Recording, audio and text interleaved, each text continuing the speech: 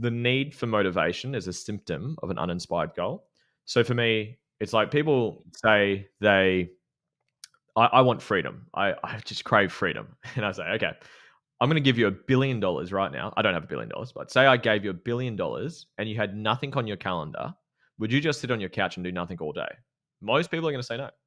And then you say, okay, well, what would you do? The Man That Can Project podcast, a podcast empowering career-driven men to live more fulfilling lives. We are here to challenge your beliefs, redefine success, and talk about the important stuff in a relatable way. Don't forget to subscribe and leave a review. My name's Lachlan Stuart. Let's get into it. Lewis, welcome to the show, mate. I was on your show a couple of weeks ago, and I have been very excited to return serve and have you on here, mate. Thank you for having me, mate. It's a pleasure. I know we sat next to each other unconsciously at an event with Gary V a couple months before, or last year at some point. So yeah, mate. I think the stars were always going to align for us to be here. You obviously came on mine and had an epic conversation. So, mate, pleasure to be here. Thanks for having me. Yeah, and I came across your content maybe two and a bit years ago. And have been following closely since. And you're really, really good at breaking down difficult conversations and really simplifying them.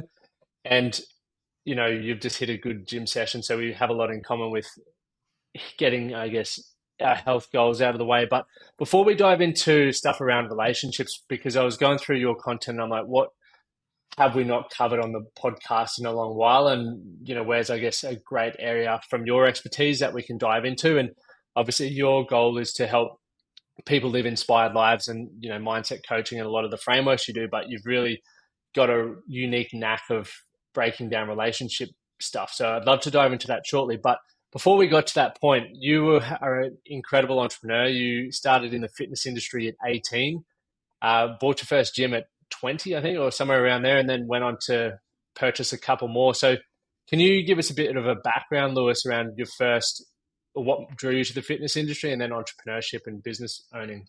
Beautiful, mate. Yeah, definitely. I guess like from the start, I don't see myself as an entrepreneur. Like I don't. When people say, "What do you do?" I'm a coach. So I'll share the story and it'll probably line up with that. But sports background, rugby league. I think we had a bit of conversation about that off air once, and love sport. And I had a teacher. I really struggled at school, so I was a very slow learner. Hence why you teach the way that you learn. So that's why I break things down. Because if you ever had a kid in class who always was asking why, I don't understand. Can you explain it again? That was me. And I was in the learning disabled classes. My handwriting. I was the last kid in my whole grade to get my pen license back at school when I did that. Pen license. Pen license, yeah. Biro license is, I think, the name they used back then. So, so I really struggled with learning. It was like once I understand it, but I was just slow to understand it. So, with that being said, I went to a big sporting school on the Gold Coast, PBC. For any PBC Reds out there, listen to this. And they're a big sporting school, and I love rugby league, and that was my outlet. And I loved. I didn't know what I wanted to do, but I had a really awesome teacher a couple of awesome teachers that really changed my life at that school, Mick Manneman and Zimo, if they ever hear this. And they just really changed my life. They mentored me. We struggled a lot financially growing up, so we didn't have money for mentors or tutors and stuff like that. And they were just like another father figure for me. And they would meet me before school, train me, like physically train me for sports, but also Muay Thai for self-defense reasons, because it was quite a tough school that we went to. And yeah, to help me with my studies. And they just did all this, and they did it for free. They just said, hey, meet me at school at this time at whatever 6 a.m. in the morning, and I'll look after you. But if you don't come, then we're not going to do it. So yeah, that really changed my life, and I wanted to give that back to others. So I wanted to be a high school teacher and a personal trainer because I like training. That was kind of the goals. And I started the fitness side of that. So I applied to all these gyms. They all said no. Said, you've got no experience. We don't want you. And I was like, how do you get any? Like, I'm just trying to get started. And then I remember I called off Gumtree and just saw this place. It was called PLC. And I called him up and said, hey, mate, I don't want any money. Can I just come work for free and get some work experience? And he said, yep, absolutely. Come on down. And that started the fitness journey. I did not know it was going to end up the way it ended up. And yeah, I went down. I ended up working for free for 2.5 years, and I didn't even just work for free. I paid for it. He, the cheeky bastard, charged me a gym membership, so I paid for a job. And for anyone that knows me well and has watched my journey, it wasn't like, oh, a couple of hours here and there. It was like full time and more than full time. It was like I was running the damn thing. And I got a great opportunity at the end of it to purchase half of the business when I was 20. So that's what you're referring to before. So I purchased half of the first one when I was 20. And this is very naive. Like they talk about in the business journey, you've got the uninformed optimist where like, this is going to be epic. This will be sick. Let's do it again. Let's go again. And I remember like a week into purchasing the first one, my business partner at the time says, let's do another one. And he's like, let's go. And I was like, uninformed. I was like, yeah, why not? Let's go. And then literally the next week, we're looking for leases to sign a lease. And we signed a lease within a couple of months. And then we started doing pre-sales, opened up the second one. I remember I got the keys to it on my 21st birthday. So I met the landlord, got the keys for it, and was literally going to my 21st celebration that night. So that's a good memory. And then and within this, a lot of failures, a lot of mistakes, a lot of like fuck ups, a lot of learnings, obviously, a lot of successes as well. And got to a point where I actually hired myself out of the business. So I had 2 gyms running without me. And then another business partner, the same business partner, he'd opened another one, and he wasn't running it properly. He thought it was just like open it, hire one person, they'll just build it for you. But the person was the wrong person, not enough systems, processes in place. And we're on a ski trip, and what not to do? We were actually high smoking some stuff, playing Monopoly, and we were like having a good time. He's like, bro, I don't want to build this gym. You've done it before. Do you want to take this gym off my hands? And I said, all right, yeah, why not? Let's go do it. And I said, and I was just the yes man. I was just like, and a lot of this was people pleasing. And it was like me, being a people pleaser and compensating for some stuff. And I said yes to it. And literally the day I got back, got off the plane, drove to the studio, a trainer had picked me up and said, oh, hey, I've heard some rumors. Apparently, like the manager's sleeping with one of the members, and the manager was like 45 years old, married, and this client was like 18 years old. I had the conversation with him. It was true. Had to fire him day one. Then the other 2 trainers, they told me they were leaving in a month. So I literally got there. All the team was gone within 2 weeks, and the business was losing about $3,000 a week. And because I was so, I guess, naive still, and I just lacked the self-worth to say, hey, I'm out of this deal. This deal is shit. This deal doesn't make sense. I just said, okay, fuck it. I said yes. I'm a man of my word. I'll make it happen. And then I just grinded my way through that and made that happen. And along the way, I butted some heads with the business partner. He was going left, I was going right. I ended up just giving one of the businesses to him because it was just not worth my time and wasn't worth it to me. It was too stressful for me. Went through COVID with 2 gyms. Very fun, very challenging. I can imagine. That was an interesting period. And this whole time, so the gym was a franchise. So I was a franchisee, and the whole franchise went bankrupt. So the whole franchise shut down. And so I was in a bit of a weird position where I could have kept going with the gyms. I had another business partner at another one. She was trying to sue the franchise. So it was a big shit show towards the end of it. And I had that opportunity to say, should I go again? Should I just jump back in and build this up? I've done it before, and I've been doing it for about sort of 7 years by this time. But along that journey, I got a lot clearer on who I was, like my purpose, my vision, my values, what I'm here to do, and like what really, really lights me up and what really means the most to me. But because when I got started, and when most people get started, they don't know what they truly want. Most entrepreneurs want to make money, they want freedom, they want impact, they want to support their family and all that stuff. But most people, even to this day, don't know what their purpose is. And that's one of the first things I teach with the stuff I teach now. And within that period, once I sold the first one, or got rid of the first one, during that sort of COVID period, even went deeper, but it was a little bit before that where it's like, I love coaching people. I love healing people. I love the mental, emotional, spiritual transformation that I can do for others and helping people integrate the spiritual and the commercial together because I kind of got those 2 skill sets. And I love doing that. And yeah, I made a decision. I think it was like 2021 or 2022. It was like, I will do whatever it takes to get to a place where I get to live out my purpose and give this back to others. And that's where I sold the second one because that's when I was like, should I just pick it up, run it again? I've got this asset. It's already open. It's kind of breaking even. I could build this up, hire someone, get out of there. I'm like, that's another 6 months. And then something else could happen and I could just kick the can down the road. So I was like, nah, I'm going to sell it. So I sold it back. Didn't get a ton of money from it. Got like 50 grand from it. So not a ton of money for what it was worth. And then I had my third one, which was just me. That was the business where I was the only director there. I wasn't a director. I had a business partner at the other 2. So I was the only business owner here. And I had hired myself out of it, and I had a gym running without me. I was doing about an hour a week there with the manager there, and it was profiting about sort of $2,000 to $4,000 a week, depending on the week. And then I had all the time and freedom to do this and to build this up. And I've been doing this full time for about about 2.5 years now. I was kind of doing it on the side. Like someone would come down for a nutrition consult and would end up unpacking all their traumas and shit during a nutrition consult. So that was pretty fun. I remember there was one specifically. She came down for it was her first day. So I just met this woman, and she's a beautiful woman, and she was just so. You could. I've kind of got that sixth sense of when someone's not okay. It's like very empath, if you want to use that word. And she came down, and she was just like, one of my greater gifts is helping people feel safe and helping them to open up, and it's just something that comes with me. And yeah, she came down for, I think it was like a nutrition, calories, protein, macros, which obviously you understand pretty well.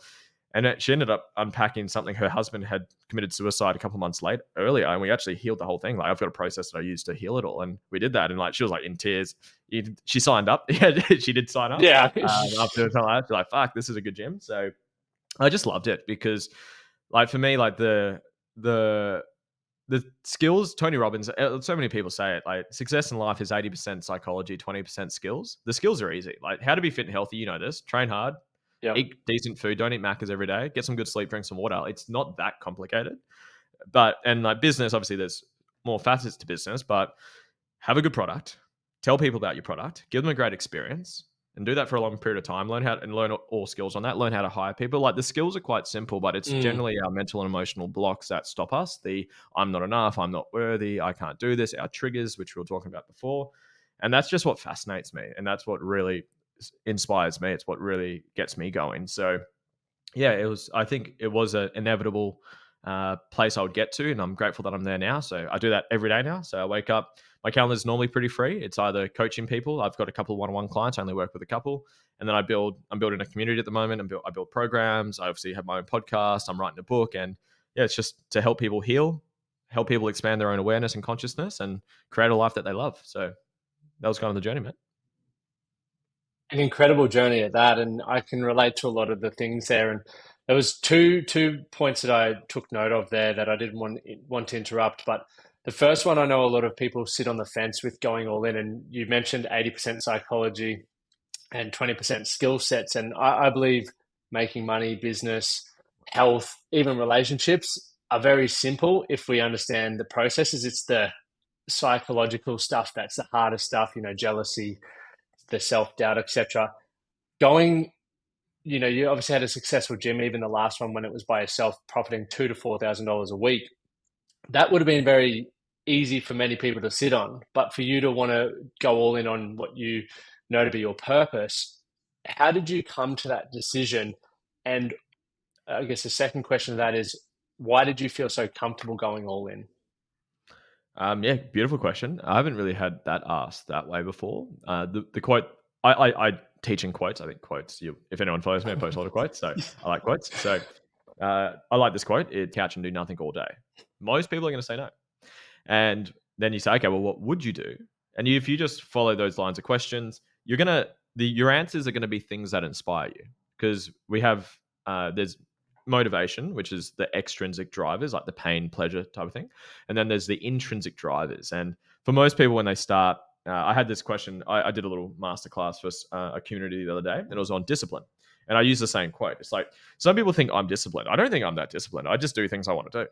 Like funny that. It's like, is Roger Federer disciplined at playing tennis, or he loves it? Obviously, there's parts of that is discipline, but it's like he's not trying to do shit he doesn't love. He clearly loves what it is that he's done, and he's done that for such a long period of time. So for me, it's like I was going to do it anyways. It's like I could just sit on that, but I'm not just going to go play. I'm a little nerd at heart, so I played Mario Kart with my partner last night, and we play games kind of once or twice a week. But it's like I'm not just going to do that all day. I'm get bored. It's like, well, what lights me up? What really fulfills me? And then this is where I sort of have a tiered structure where I go through with people. We start with values. What intrinsically lights you up? So whether it's family, health, wealth, relationships, music, dancing, coaching, for me, that's my highest value. Where do they come from? So your voids create values. This is where pain, purpose, wounds, wisdom, and that's where the balance comes from. And then your purpose in life is an expression of your biggest core wound once you've healed the wound. I'll say that again. I'll explain what I just said. So your highest purpose in life is an expression of your greatest core wound once healed. So for me, my greatest core wound was I was very hurt, scared, and lost. So I was diagnosed with autism, Asperger's, ADHD when I was younger, and I really struggled. I cried a lot as a kid. I was very emotionally volatile upbringing with my dad, especially like punching holes through walls, screaming at my mum and dad. Sorry, my mum, my sister, my brother, literally petrified and very scared. And he's a very, very beautiful man. He's obviously got his stuff that he's working through, and we've grown and healed a lot together. But that was my greatest core wound. And this is where I sort of lean into the trauma side of things of life. When you get people, I ran my first live event on a week ago, actually. A week ago, we kicked that off. Congrats, mate. And thank you, mate. It was so fun, so fun. Can't wait to run more of them. And we actually did purpose, and it was really cool just to see so many people, because that's what lights me up the most. Is when you ask that question, it's like, well, what's your greatest core wound? That's a pretty brutal question to ask. Not brutal. It can be a hard question for people to answer because the ego wants to avoid pain. So this is why it takes a bit of time to meditate and journal and work through this process. But when you think about that, you're essentially asking yourself, what's your biggest trauma? That's essentially what you're asking. They may be different, but it can be the same. It might have been like you weren't enough for your parents. Like you weren't being who you were authentically wasn't enough. You had to be someone else. So maybe your purpose, because once you've healed that, how you could express it is to help other people love themselves for who they are authentically. That may be it. Maybe your biggest core wound. I actually spoke to Georgia about it yesterday. It's a 4-year anniversary yesterday, and we went out to dinner for it. And I kind of talk about this shit all the time. I said, babe, can you refresh me? What's your purpose again? And I knew what it was. I just wanted to hear it again from her. And hers is to create a stable family, a stable family. That was hers. I said, what's the core wound, what that came from? And she got a bit emotional, do it, because obviously this is where the drive comes from. And she's like, I just had such an emotionally volatile family household. Her dad was in jail. Her mum was very like her mum had her when she was like 18. It was just a very unstable household. And if you think about the emotion that's tied to that memory or tied to that experience, it can be quite high, like highly emotional. You get anxious, stressed, angry, or whatever the emotion is attached to it. If you're familiar with the term transmutation, it's in the book Think and Grow Rich, sexual transmutation, where you essentially use your sexual energy for anything besides the act of. When you transmute that energy of pain, of anger, or frustration, or whatever the pain was, and transmute that into action, you don't need a fucking coffee. You don't need motivation. Hence the quote I said before, the need for motivation is a symptom of an uninspired goal. When I think of and feel who I was back then, when I was hurt, scared, lost, I don't need motivation. I don't need like, I'm too scared to post a fucking video. It's like, it doesn't even pop up because I've got that drive. Very cliche. When the why is big enough, the how is easy. That's kind of the actual implementation of that. And yeah, like I said it in the crowd with everyone. I said, who here feels a lot of emotion doing this right now? Feel into that. Do you need a fucking coffee to take action to do something about it? And everyone laughed and had a bit of a smile. But that's how I think back to your original question is like, why did I not just sit on the gym and keep going to it? It's because I fucking want to, because it drives me. It's like, fuck, I want to help me back then. There's another quote that sort of comes to mind is you become the person you needed when you're at your lowest. Like I know we spoke a little bit about your journey. I would assume that you had pain around healthy masculine or in your life, whether it's your father or your upbringing, and you would be becoming the man or the role model or the person that you needed when you were at your lowest. And does that align with you as well?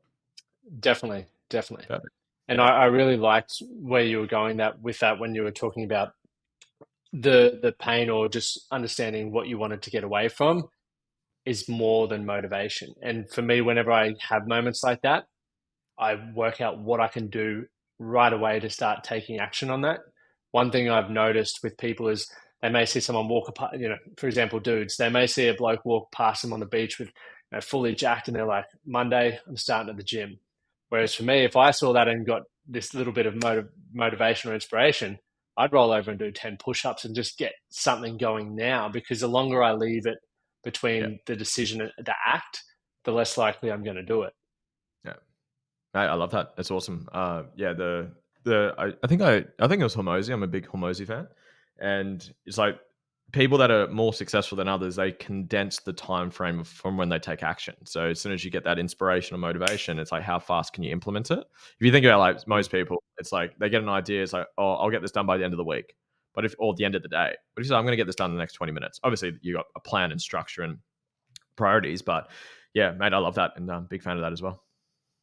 Yeah, it's very, I think it's very important because I just wasted a lot of time when I was younger, and then I guess things that we've touched on at the beginning, like self-doubt would creep in, and you'd start, the moment you start doubting yourself, I was looking for ways to validate that doubt, and then I definitely wouldn't take any action. And once again, I'd be sitting in the same position. So for anyone listening, that's a good tip. So listening, obviously, to what Lewis said around understanding the motivation behind things and just really looking at the quality of your life and finding, even for me, like I think we spoke about this on your podcast actually, when I was saying my psychologist, I still hold on to a lot of pain.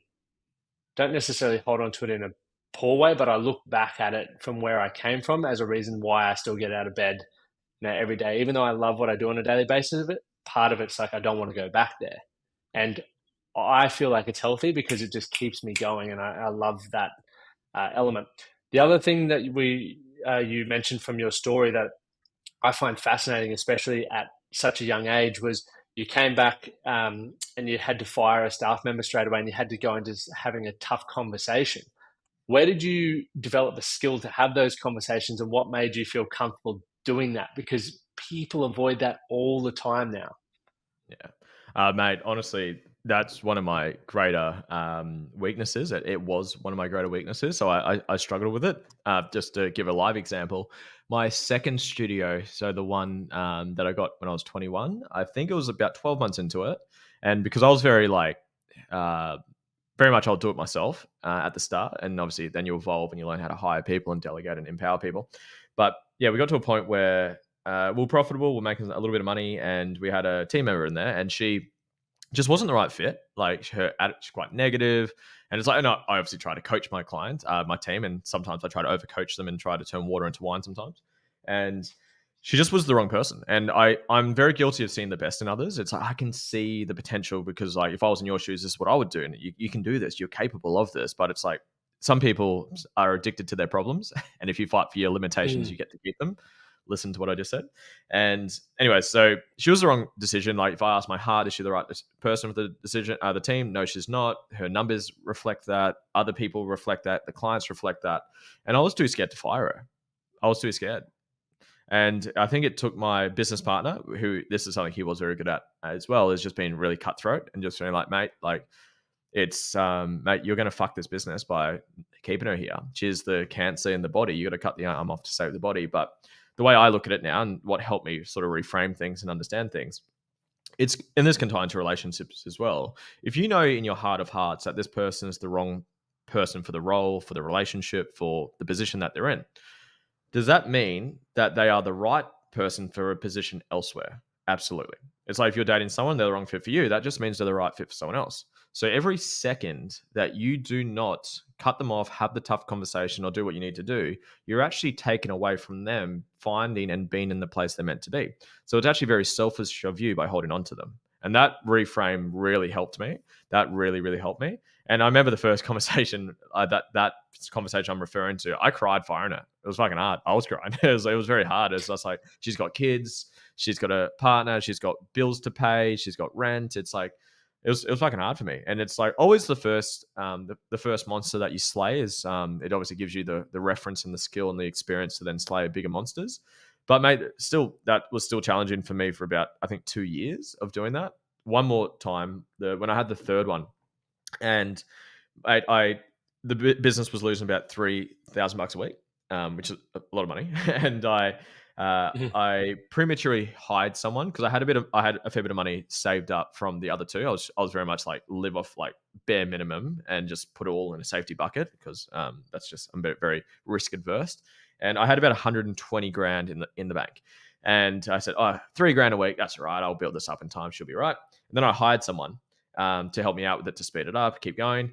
And it's like literally, and it was just going down, like it's going down to 100, to 80, to 60, and whatever. And it's like, and I knew this person was the wrong person. And I literally waited because I was the only business owner there. So I didn't have my business partner sort of giving me that healthy pressure. And I remember I only fired him because I was like, I need a reason to fire. He's a good guy. He just moved to the Gold Coast. He's got another kid. He's got a partner. It's like, oh my God, he's going to be out on his own and I want to look after him. But it's like, he wasn't performing. His numbers didn't make sense. His attitude wasn't amazing. He was actually a really good guy. I think it was a good culture fit, but he just wasn't getting the job done. And it's like, I waited until I had like, I think it was like 2000. The business was kind of breaking even then, but it was like, I waited until I physically had no money to, it's like, I had to fire him or the business wouldn't have enough money to run. And that was like the reason I brought into the conversation. And that Mm, was like 5 years into my journey. So I was still, it's like, I needed like a really, um, black and white reason why this is, it's like, I'm not doing it because I hate you. This is why I'm doing it.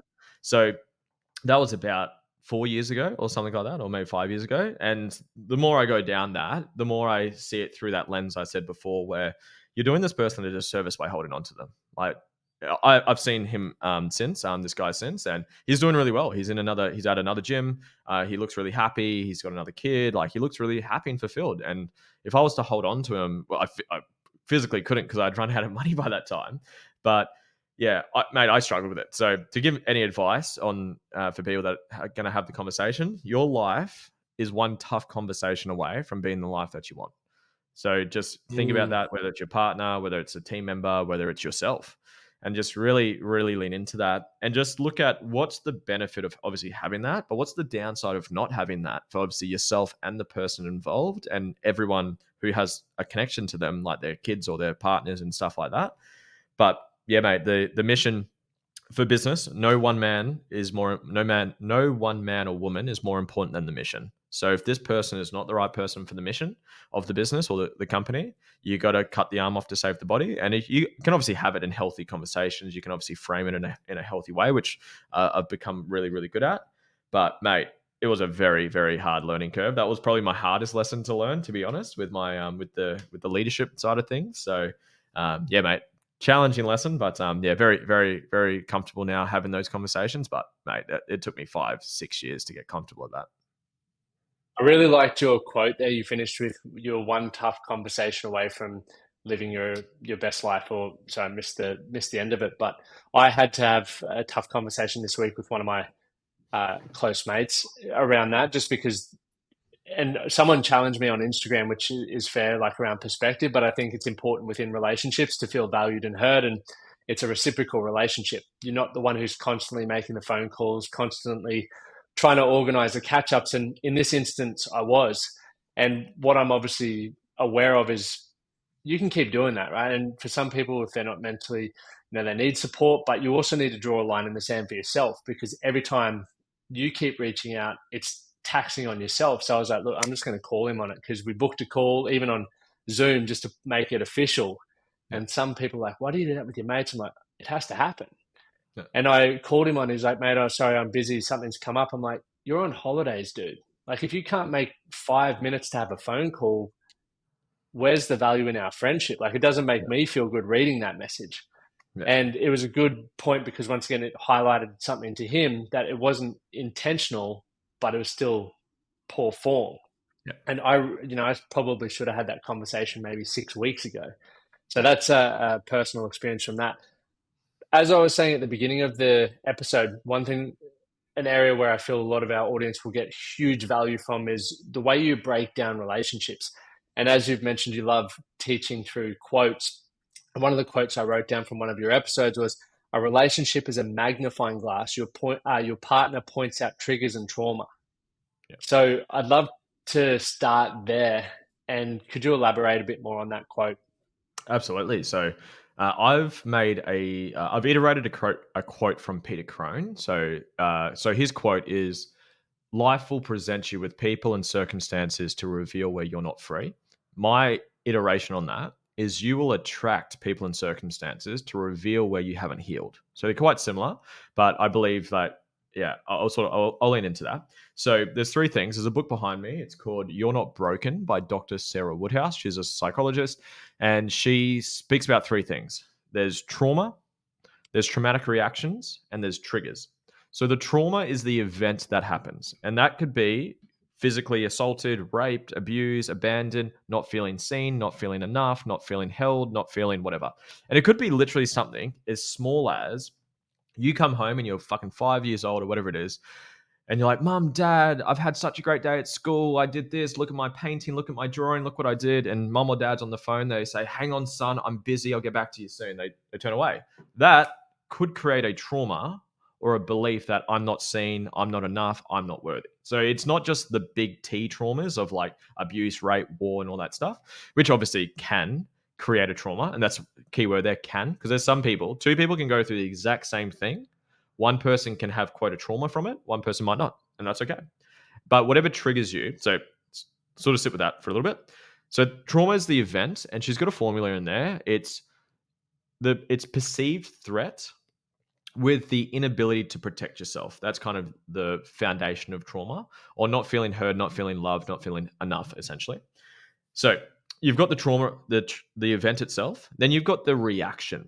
That's also known as a coping mechanism. So some people, it's like the simple one is like a dog. So say you get attacked by a dog, that's the event. That's the trauma. The reaction is you could feel scared and anxious. That's a pretty normal one. And then you see a dog. So the last one's a trigger. So a trigger activates it all, kind of sets it off. It's like if you've got a wound, a cut on your arm, you touch it, it shocks you, it triggers you, right? So the trigger sets it off. So you've been attacked by a dog, you get anxious and scared, and then the trigger is you're walking down the street and there's a dog there. Most people have met someone who's like petrified of dogs.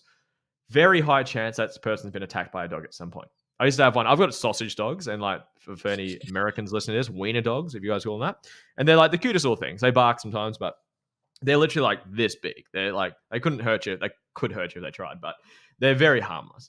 And like I've run gyms for a long time, and he was my best mate, my buddy, my little mascot for the whole time. And there'd be like some clients who'd walk in and be petrified, and they'd walk like to the other side of the gym to like get ready for the whatever. And I obviously went up and said, "Hey, can I ask just randomly, have you ever been attacked by a dog?" She's like, "Yes, I got attacked when I was younger. I almost died from a dog." Fair enough. That makes sense. So just sort of those three things. So traumas, traumatic reactions, and triggers. So we all have traumas. And some people don't even like to think that because like, oh, I haven't been raped, I haven't been abused, I haven't been abandoned. It can be those simple things of not being enough.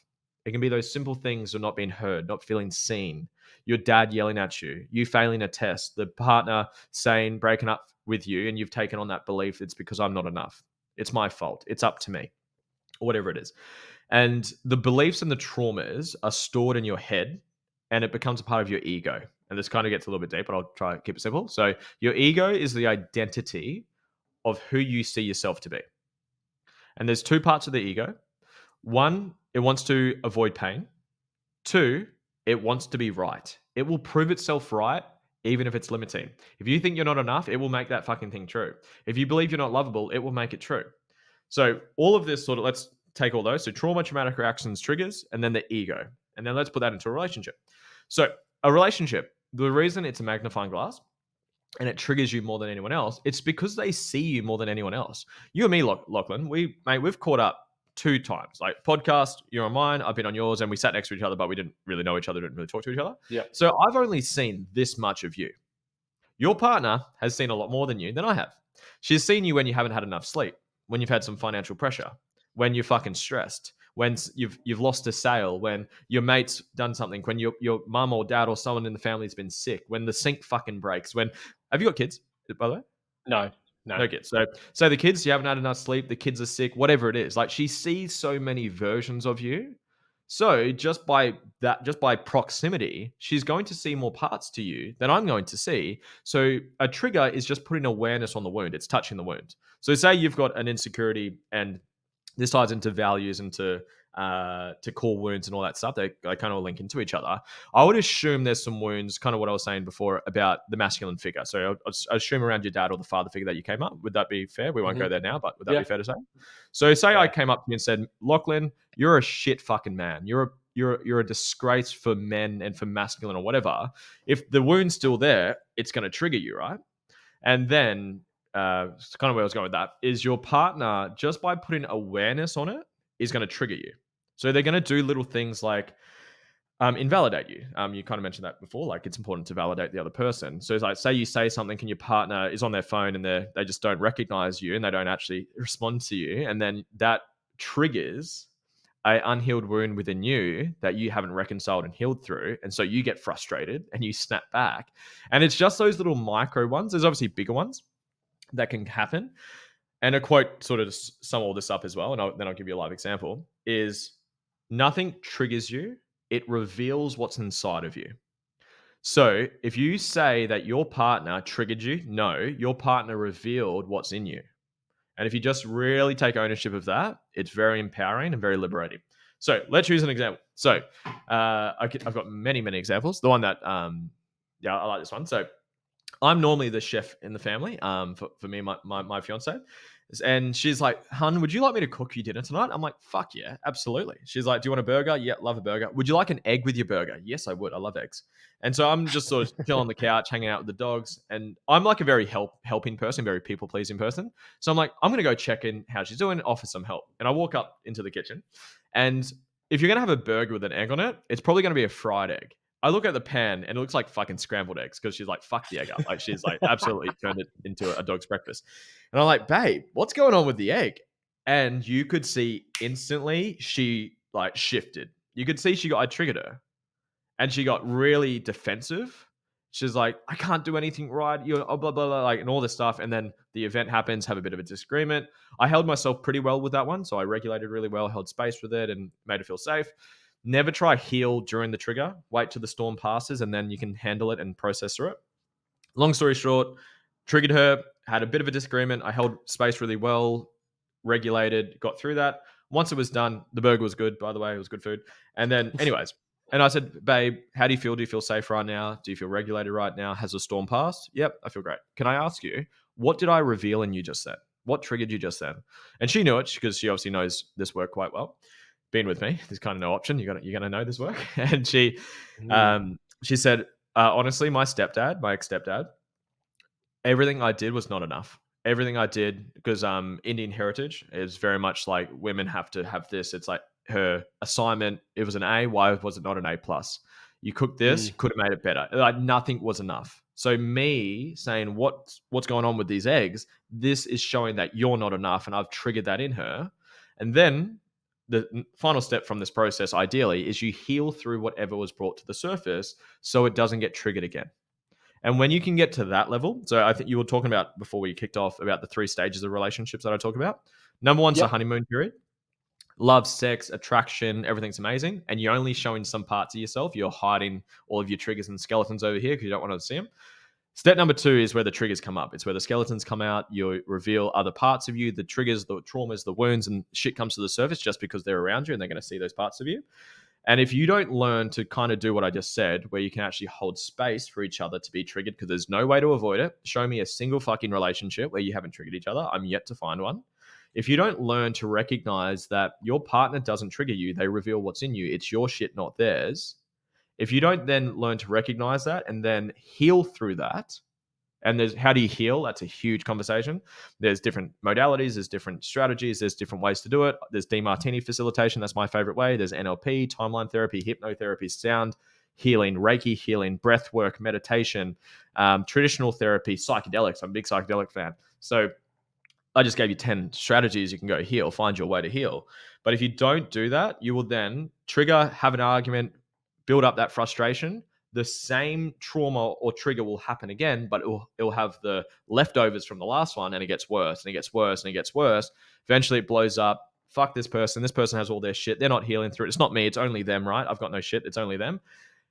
You break up, you go back, you find another partnership, a relationship, and you go through stage 1 and 2 again, and you repeat that cycle over and over and over again. That's most people's relationships. They don't make it to stage 3, which is the conscious part or the enlightened conscious part, where you recognize you've got your stuff, your partner has their stuff, and you work through it together by holding space, by taking ownership, through regulating and through healing. Yeah, that was a kind of a big answer to your I question, loved but that. hope That that was answered your phenomenal. question, mate.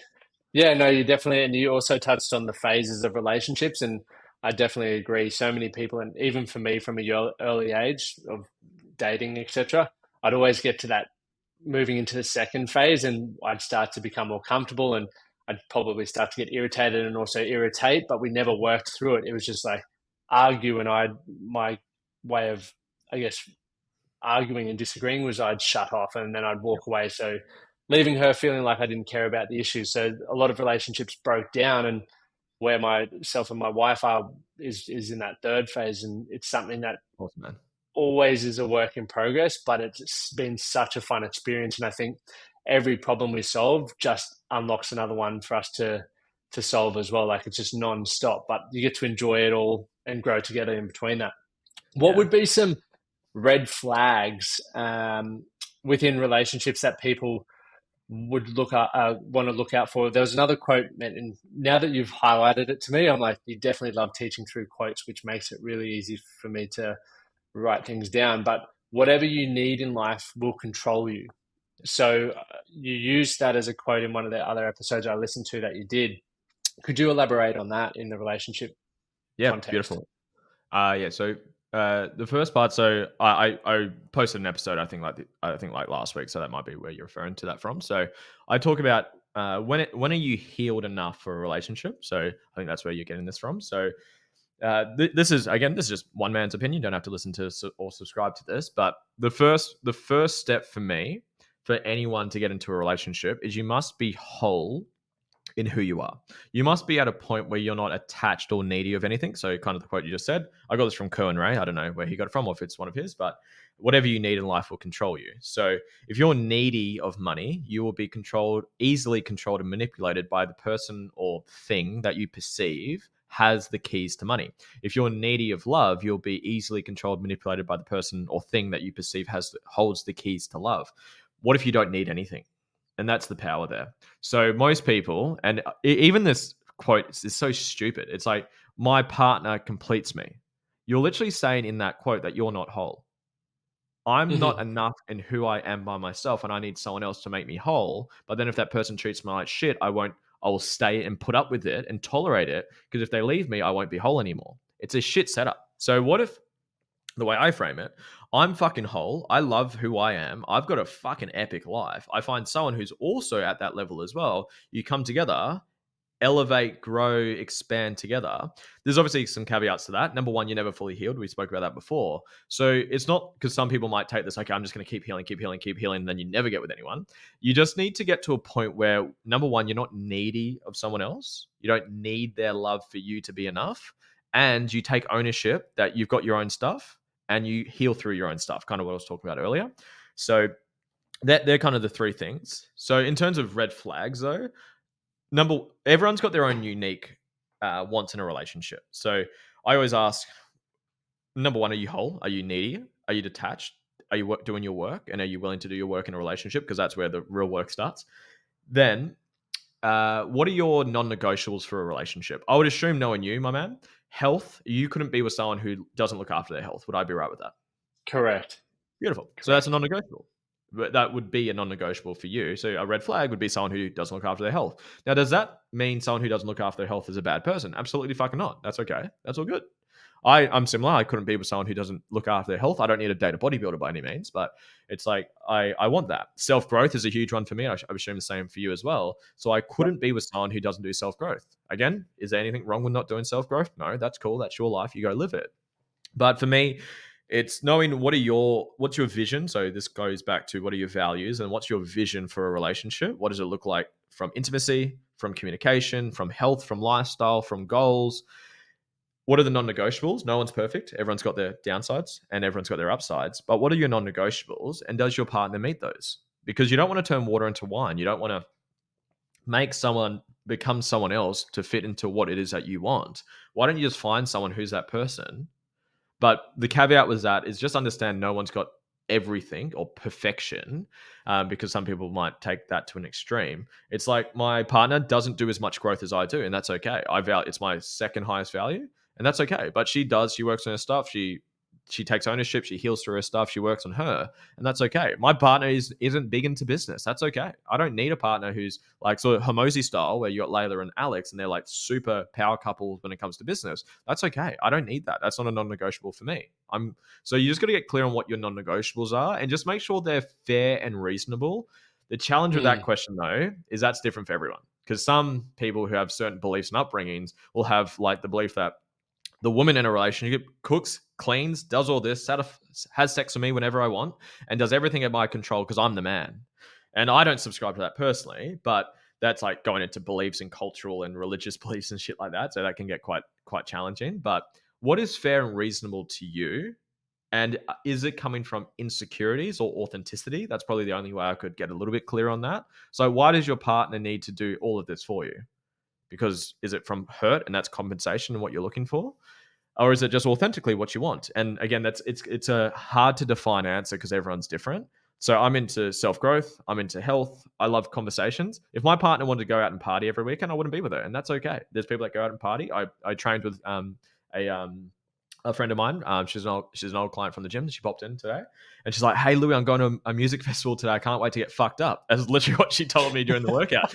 I said, "Awesome, love it. That's awesome. Can't wait.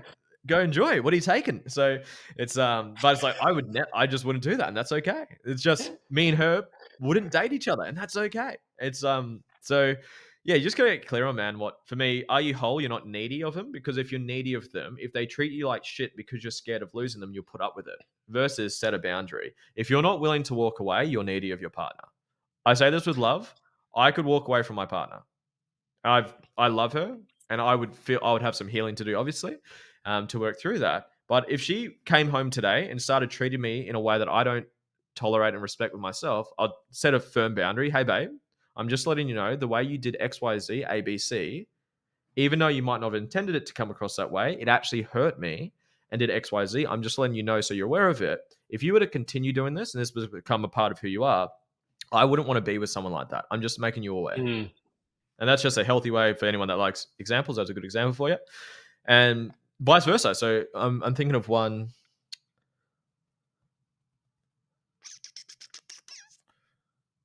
This will hit home for men. I told a man, a mate of mine, and he's like, "Fuck! If my partner said that to me, I would have exploded." And that's his work.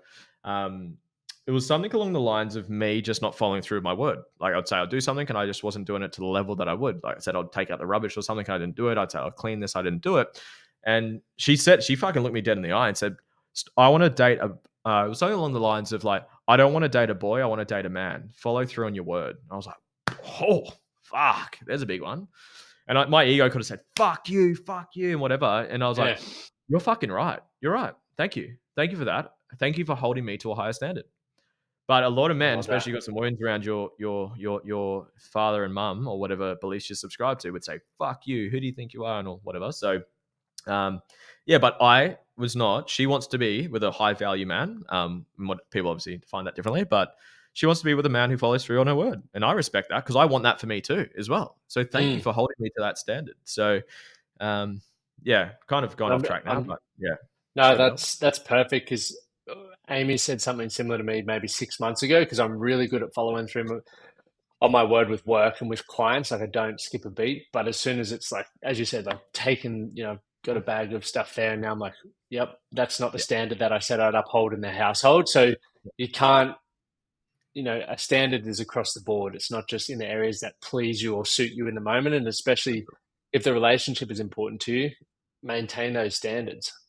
yeah, yeah, 100%. And when you can get to that level in the sort of stage 3 of that conscious sort of stage of a relationship where you can bring those conversations in a firm, healthy way. Like she didn't say, fucking Lewis, you piece of shit, fucking blah, blah, blah. It was just like, babe, I want to date a man, not a boy. You said you'd do this and you're not following through with what you said. You know what? You're right. Thank you. Thank you for the accountability. And I will improve on this, and I am going to be better. Thank you for this. But yeah, most people don't get past stage 2, and they'll say, fuck you, this is your fault, it's your fault, blah, blah, and whatever. And then they'll get triggered, blame, project, and then break up, and go back, find another person, go through stage 1 and 2 again, and just repeat that. So Yeah, just rinse and repeat. One question I wanted to ask that I didn't think I wanted to ask at the beginning, but when you said it, I was like, I'm curious. I see a lot of people and I speak to a lot of people and they use ADHD or autism as a reason why they can't do something. yeah. It's the reason why their life is in chaos or they're not getting the results that they want. I've consumed a fair bit of your content and I haven't seen you doing that. Why? I think it's just the lens you look through it. Like something can be the reason that fuels you or the reason that breaks you. So I see it as an upgrade personally. Like everything's got downsides. Like for someone who's really health orientated, you're gonna be healthy, full of energy, a lot of vitality. But the downside is you're going to invest time that you could invest elsewhere. So it naturally is going Mm. to take away from something else. Obviously, it adds to everything else. But like mate, the way I view ADHD, I've got a different lens through it. And I was diagnosed with it. I'm not a professional in this sense. It's just my view through it. But the way I view ADHD is someone who has a lot of energy and a high sensitivity to boredom.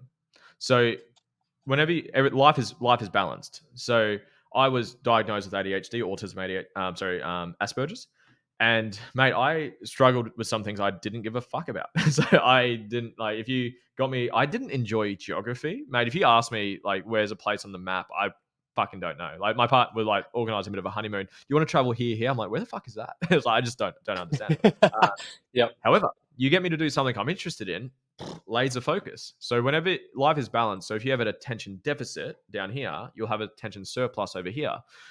When I was younger, video games, mate, I could play video games 8 hours straight without fucking taking a piss. Like I would be so laser focused. Coaching, I can coach for a very long period of time. Like we've done about an hour now of this, and I see this as coaching, mate. I'm filming my own podcast after this. I'm filming content today. I've got work laid out for today, and I'm attention surplus on this. I've just got a deficit over there. I just don't give a shit about it. And yeah, Yep. I guess that's the way I view it. So it just depends on the lens that you're looking through. Are there downsides to it? Of course, I can move. I can have a bit of shiny object sometimes, where I'll start like a fair few projects and not finish them all. So that's where you might want to have systems and structure in place to support with that. And that just comes back to self awareness. Like, what are your downsides? How do you improve it? I'm like a creature for habit. So I love having routine. So generally, I'll train every morning at 5 a.m. It was a bit later today because it's a Saturday for me, but Monday to Friday, 5 a.m. class, come back, supplements, whatever it is, straight into work for a couple of hours, go freshen up, come back, do another block of it. It's like that's just like a good routine for me. And I do daily huddles. I'm really good with my planning. I've got a lot of structure around that to just compensate for my weaknesses because everyone's got weaknesses. So I just believe it's the lens you look through it. It can be the best thing that's ever happened to you, and it empowers you. And this is hopefully for anyone that has got quite diagnosed with it, might empower you a bit. If you want to be successful in anything, does it require a lot of fucking focus and energy and input into that thing for a long fucking period of time? Absolutely. So if you've got ADHD, you're going to do that naturally. You're going to be distracted, not give a shit about other things, and just hyper focus on whatever it is. So I'm like, that's kind of what we said earlier. It's like people think I'm super disciplined. It's like I know what I love, I know who I am, and I have the gift of ADHD, so I'm fucking very focused on it. So yeah, I see it as an upgrade personally. Love it. Lewis Huckstep, everyone. Where can people find you, Lewis? Mate, Instagram, I'm on most platforms, but Lewis Huckstep across the board. I'm most active on Instagram. I do all of my posting myself. I respond to all my messages there. So if you want to talk to me, I've got some team that helps out with other things. But if you want to actually chat to me, but I'm on Instagram, on YouTube, on Facebook, TikTok, LinkedIn. But yeah, if you want to actually have a genuine chat, send me a DM and connect. And love to connect.